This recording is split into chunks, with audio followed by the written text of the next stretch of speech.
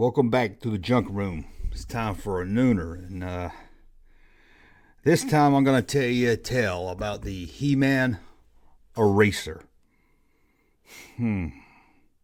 Still haunts me to this day.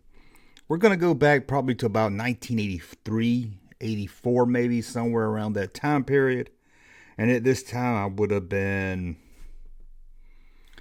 maybe 11, 12 years old. And as you know, I've talked about being in school and having a crush on a girl named Amy for a long time. And me and my friend Boyd, who actually lived across the street from me, so we would hang out after school and at school. And I always come up with a plan to, make her notice the junk kid. I've talked about it before. I gave her, I think it was a Yoda figure or something, thinking, oh man, that's going to get her attention because I know she said Yoda was cute. Well, I knew that she liked Orko from the He-Man cartoon series. And I thought, I got to come to school with something Orko related. Now, at this time, we could just walk into a store and buy an Orko shirt. So that was out of the question.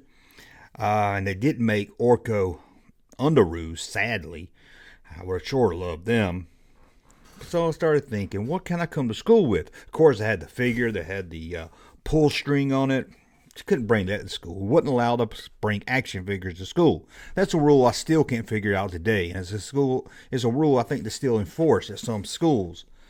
I don't know why. They should make some exceptions.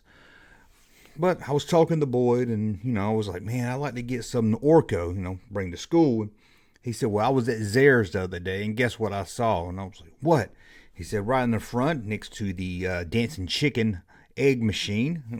It was a big machine. It didn't dance. It's a chicken spun around and said cock-a-doodle-doo, cock-a-doodle-doo, cock-a-doodle-doo, or whatever, and then spit an egg out, and there'd be a prize inside the egg. They would later change that out and put a Fred Flintstone one where it played yabba-dabba-doo, yabba-dabba-doo, yabba-dabba-doo, yabba-dabba-doo, and then spit an egg out. Why it still spit an egg out, I don't know. They would have changed that and maybe a rock or something. But getting back, he said, right there next to that and the rubber bouncing balls. Remember the rubber bouncing balls in the bubblegum machine? Man, for a quarter, you throw that rubber ball down there, bounce, woo, it bounced higher than your house. It was awesome. I used to chew on them, and I know that's dangerous because what if you hit a bump in the car or something, you swallow it. But I would hate when you were chewing on it, and it would crack or break in half, or just rub it on your teeth would really make my skin crawl. But I'm getting really carried away. So he said right there between the rubber balls and the I think the other was the green slime, was a He-Man, Masters of the Universe, bubblegum machine that had inside of it erasers. And he said one of those racers inside was Orko. And I started thinking, eraser. That's school supply. That's not on the band list. I can bring that to school. All I have to do is find a way to Zare's. I didn't have Uber back then. I had my bicycle, but Zare's was pretty far away. So I had to get to Zare's. And I said, okay, I got to get that. And then he hit me with some sad news. He said there's also He-Man and Men-at-Arms and Beastman and Skeletor and a couple of other ones. And I thought, man, this is going to be tricky because I'm going to have to, put a quarter in. Back then, quarter was probably about as most as it was. I remember when I started seeing 50 cents, you had to put it in the bubblegum machine. It blew my mind. But I can remember when they were penny bubblegum machines. Remember those? You get the little square bubblegum in those. You get a handful of them. Oh, man, I'm rambling.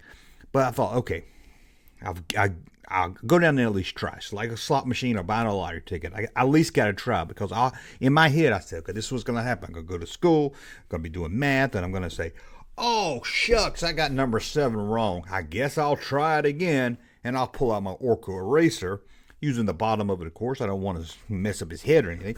So I rub it off like that, and she'll see it, and she'll say, hey, is that Orko? And I'll say, yes, it is. She'll say, oh, it's cute. And she'll say, where'd you get it? And I'll tell the whole story and everything. Then I'll offer to give her mine, and we'll fall in love and get married. That was my plan. Anyway. So I waited until the weekend. I was at my grandma's house. My grandma would always go to either Kmart or Zare's. So I knew if I went with her, I would end up at one of the two. And if we were out at Kmart, I can always say, hey, I heard there's a sale at Zare's, and she's going to go there. And who knows, they might have had a bubblegum machine at Kmart also.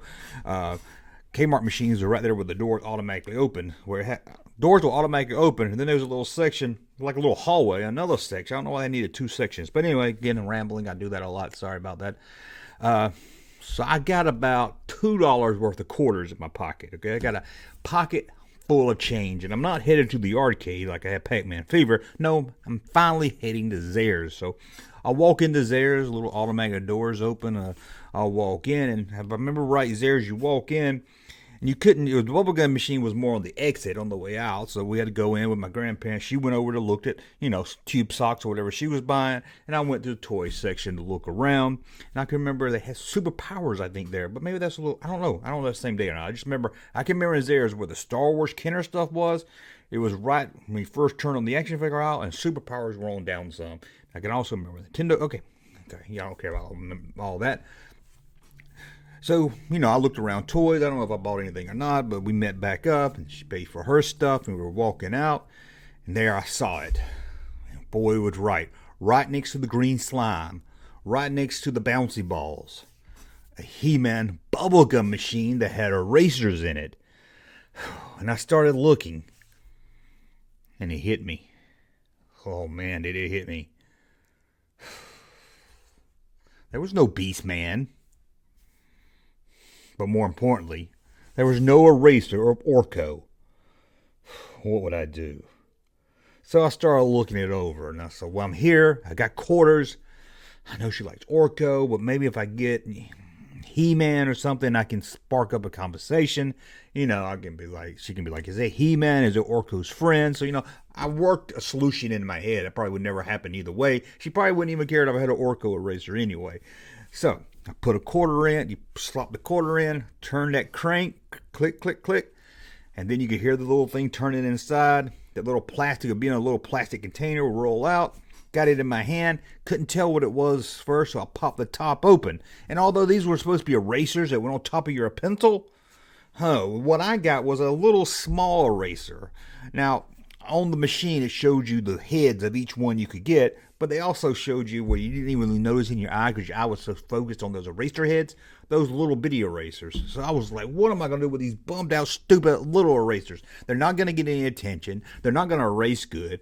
And they were different colors. So you knew like that blue eraser was going to either rip your paper or get blue all over your paper. You knew that. So you're like, this is BS. I don't need this. So I put another quarter in. Click, crack, crack, crack, falls down again. What happens? Another one, little eraser. They must have filled this thing up with little erasers and just a few of the heads. So I put about 3 or 4 more quarters in and more little stupid erasers. Finally, I said, let me try it again. Put that quarter in, twisted it, open up the plastic container. Finally, a pencil top eraser like I wanted. But was it He-Man? No, it wasn't. It was Merman. Could you get any worse than Merman? I was like, I don't know what to do with this. This is not going to strike up a conversation. He-Man, I can see. Merman, that's just going to get me laughed out of the school.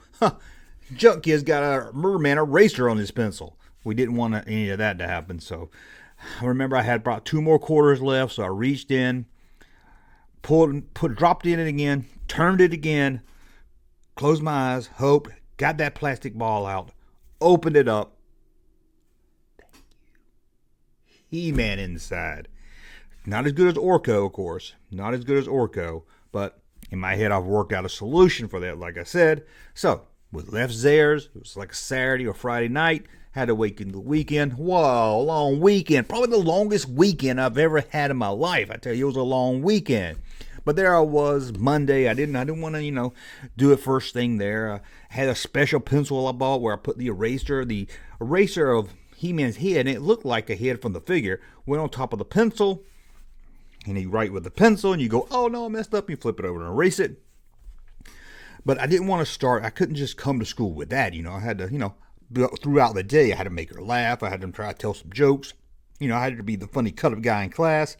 And then later in the day, after recess, say, I'm going to erase the answer to number 4. And she'll say, is that He-Man? And she'll ask me. I'll say, yes, it's He-Man. He's a friend of Orko. She'll say, I know. And then we'll start talking.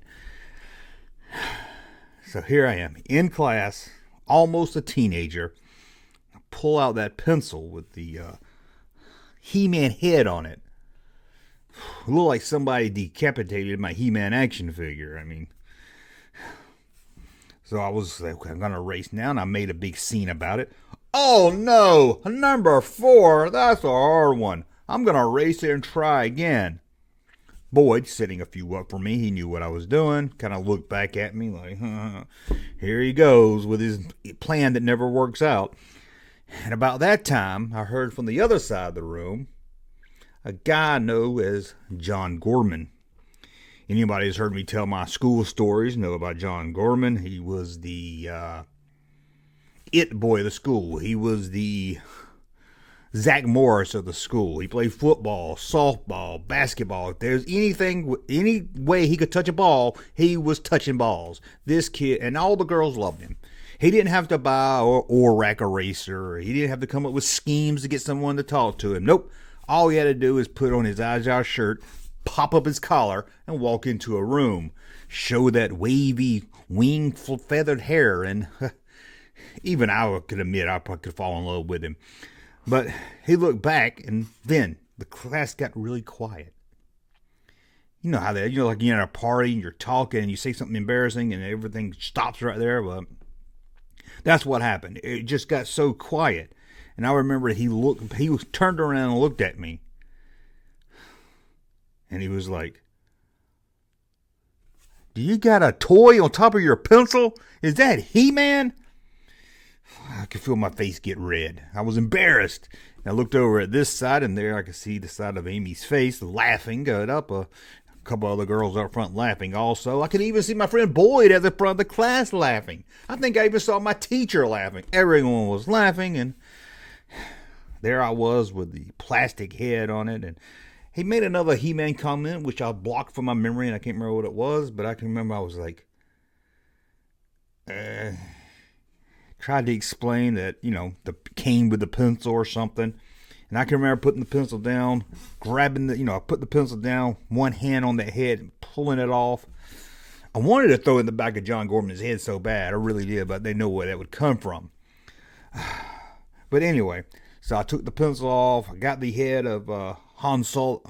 What's wrong with me? Of He-Man.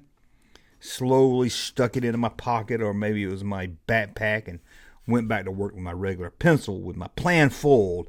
I said, man, I just made a fool of myself. There's no way she's going to ask me about He-Man now. This guy's over here making fun, making He-Man not look cool. So she's going to think He-Man's not cool. So there goes everything. So never got to do my planned He-Man pickup line. And if I got Orko, it all changed out, because if I had Orko and he made fun of me, I would have said, hey, there's Orko. And she would have probably saw me take up for Orko and would have talked to me. But I don't know. It's not a very good story. It doesn't have a happy ending. It doesn't have a shocking ending or anything. I just, I don't know. I had this memory. I started thinking about it today, about the eraser. And I thought, hey, it'd be fun kind of share it for a noon video. I kind of like to share some of these stories. Every now and then, some of you guys anyway, seem to enjoy it. But that was it. Again, I wish I had a better ending, a happy ending or something. But that's it. Let me know. Do you remember these erasers? Did you have any? Did you ever try to come up with a plan to get a girl to talk to you when you could just went up and say, hey, how's it going? But I didn't think about that. Anyway, I want to thank you for watching. Thumb up if you like my content. Subscribe to the channel, and we'll talk again soon. Hey, Junkman channel popping though. Thank you, sir, for that unsolicited testimony.